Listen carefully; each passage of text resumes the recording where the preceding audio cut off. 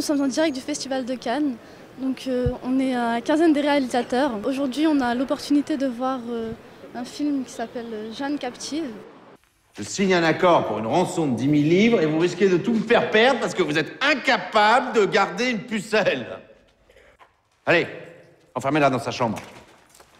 Allez!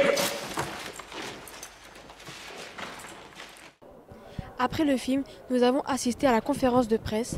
Nous avons pu voir le réalisateur Philippe Ramos accompagné de ses comédiens.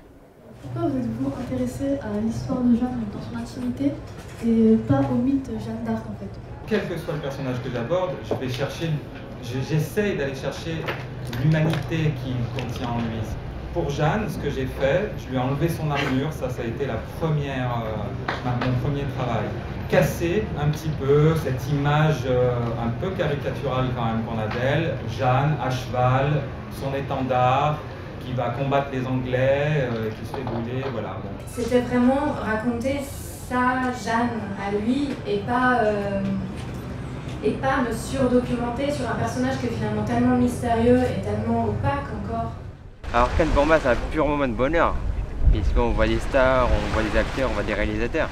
Moi c'était la première fois que je voyais un film et directement les acteurs juste après. Aussi pendant la conférence de presse par rapport à une scène du film, le réalisateur nous l'a expliqué, c'est quand Jeanne d'Arc saute du donjon, c'est plus du désespoir, parce que juste avant de sauter elle dit pardonnez-moi.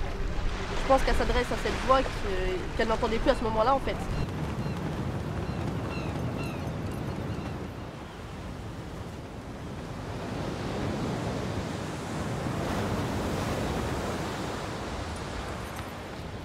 On est venu ici pour parler du film ici sur la plage parce que ça rappelle aussi un moment du film où le personnage anglais, le capitaine, il emmène Jeanne d'Arc pour lui montrer qu'à l'horizon, cette plage, il y avait le territoire anglais.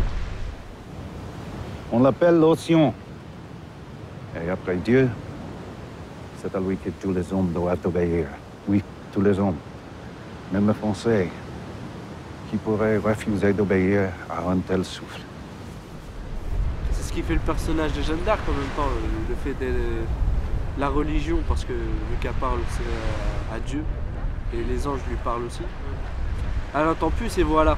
Et donc elle se... Elle rentre un peu dans une espèce de grève de la parole. Ouais, elle décide de ne plus parler et de se laisser mourir en fait. Elle fait vœu de silence en fait. Il y avait une scène aussi qui était bien, c'est quand le soldat anglais il crie et que les autres soldats ils arrivent, on n'entendait plus le bruit de la mer. Et quand ils sont tous arrivés, la voix, le son de la mer, il est revenu comme si Jeanne d'Arc, elle aussi en même temps, elle pouvait entendre les voix qu'elle n'entendait plus depuis longtemps. Et c'est de là qu'en fait on voit qu'elle reprend un peu de force, parce que c'est comme si elle retrouvait un peu la foi. Et j'ai trouvé que c'était assez fort parce que pendant tout le long du film, elle a joué dans le silence. Elles sont là à nouveau. J'ai entendu mes voix. Elles sont venues me dire qu'il fallait vivre. Do you know? Qu'il faudra se battre. Put that thing around her neck.